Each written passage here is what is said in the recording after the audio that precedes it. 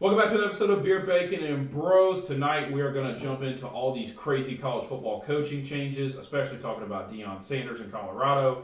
Before we do that, make sure you hit that subscribe button for us. Free to you, means a lot to us. We're growing the channel. I think we're close to 190 at this point. 187. 187, there we go. Yeah. As always, make sure you like that video so it becomes more popular for us, and you are free to hit us in the comments. Let us know what you think. We will always reply and give you something back. So, crap.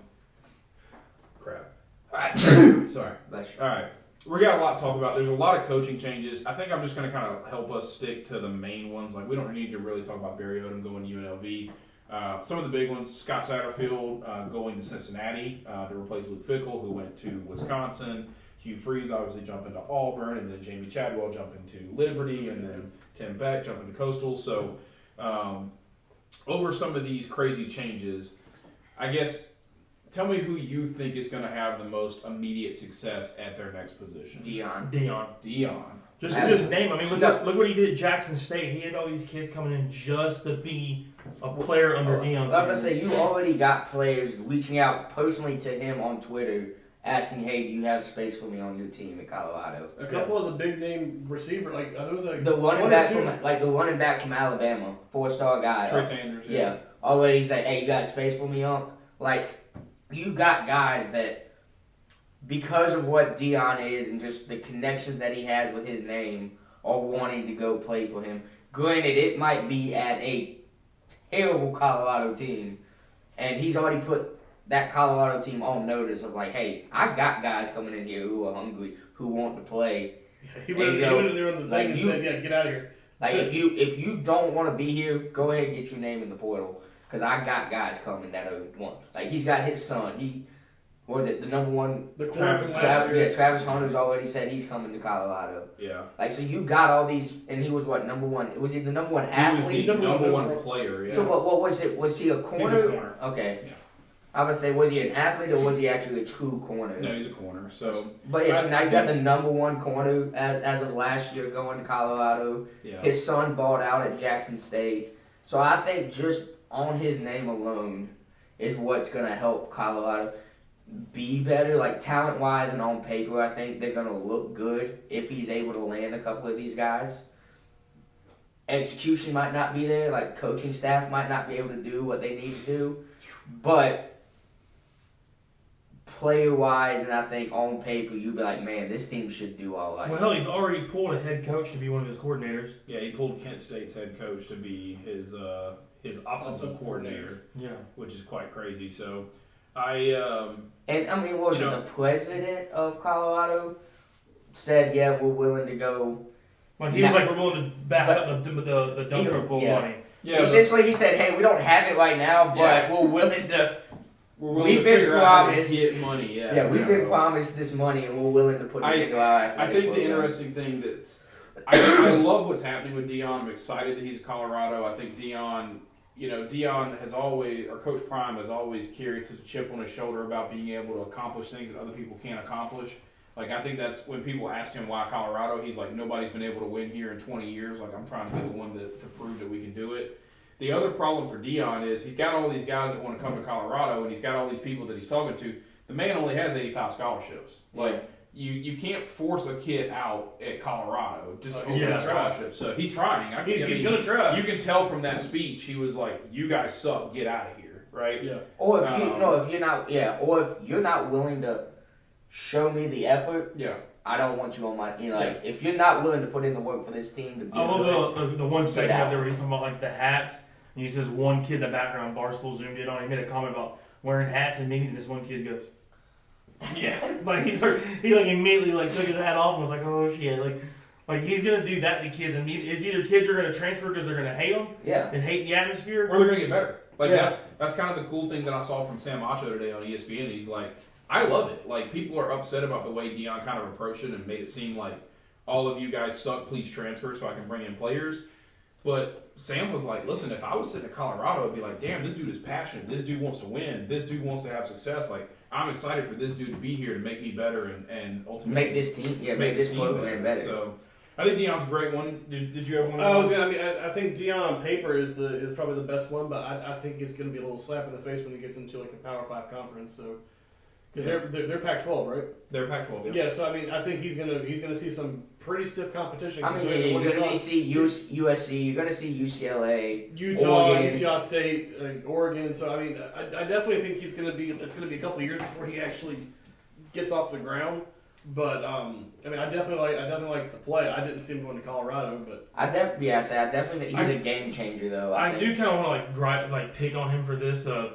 Just a couple weeks ago, he was on College Game Day at Jackson State and talked about how historically black colleges, universities need to get more spotlight, they need to get more recognition, get more, and then he leaves more people interested, more people. He's doing all this stuff for HBCUs, which is phenomenal. I mean, this is like the best spotlight they've been shining on them in a long time. You're getting College Game Day to come down to these games. You're making this team really great. You're getting some respect in the name, and then all of a sudden, after doing all this and hyping it up, you dip out for Colorado.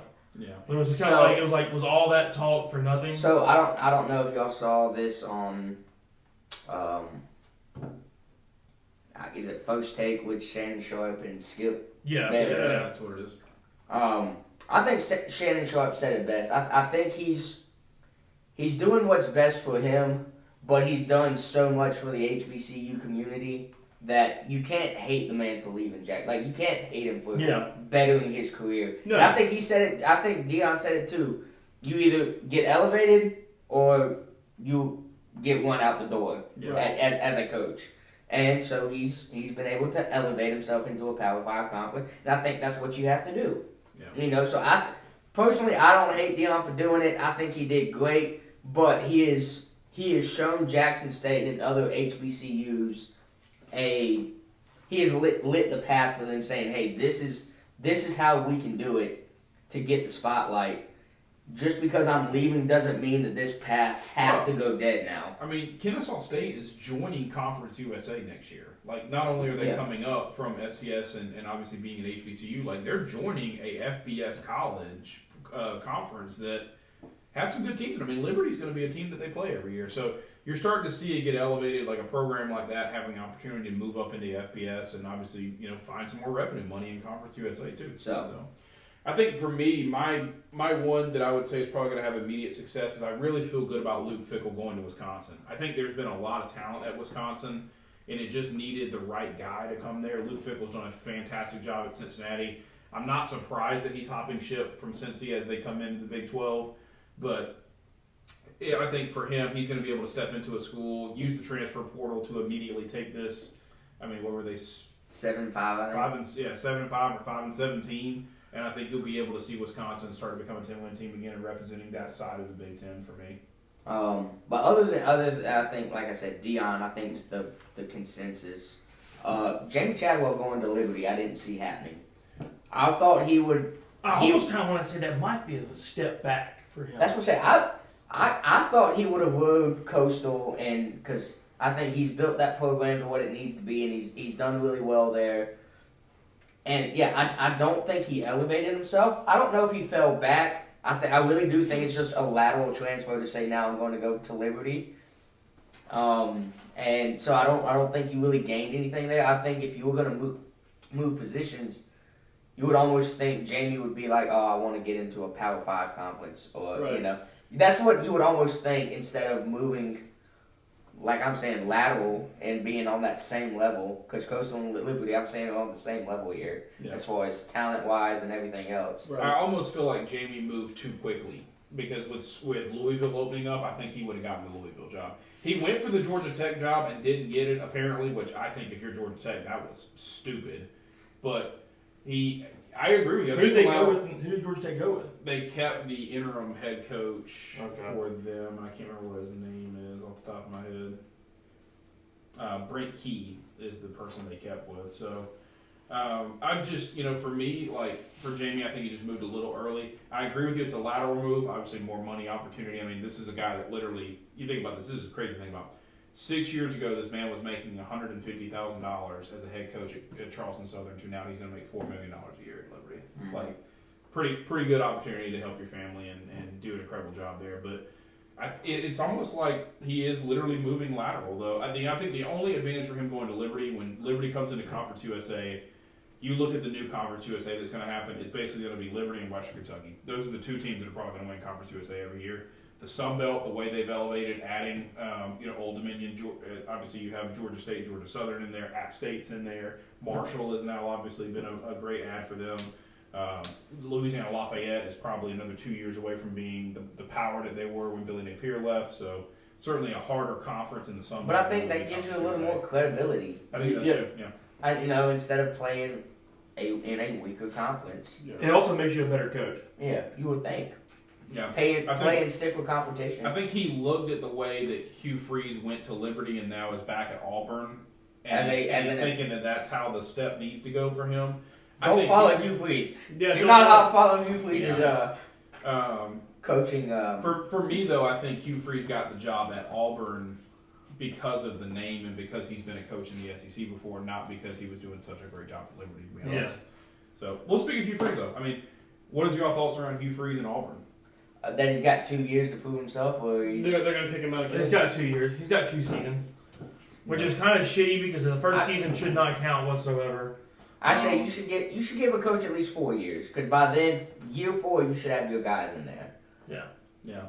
I'm interested. I don't know that I think Hugh Freeze is a good coach. He did well at Ole Miss. Obviously, he had some recruiting help the way he wanted to make it, but I think Auburn just stepping into the SEC West right now. Like I just don't know. Up against I don't know that I LSU, want to do it. Alabama, Yeah. Ole Miss. You're going to have Texas, Oklahoma coming in. Well, I mean, just Alabama, Ole Miss right now, without even Texas and Oklahoma. Alabama, Ole Miss, Mississippi State right now with the way Mike Leach has got them running.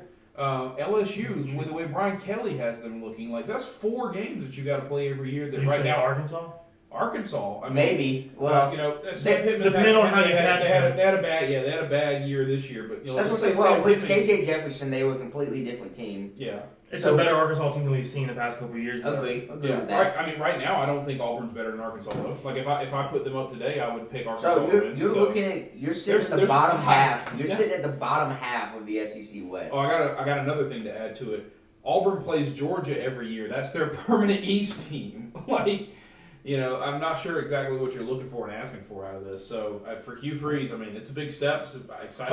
Hopefully the athletic department recognizes that they're throwing a guy into the fire. He's not going to come out in the first season, second season, hitting bombs. Yeah, he's not going to just come out swinging for the fences. Okay, well, hit us in the comments. Let us know who you think or what you think about these coaching changes. Who you're excited to see at the next place. As always, we appreciate you. Like, comment, subscribe.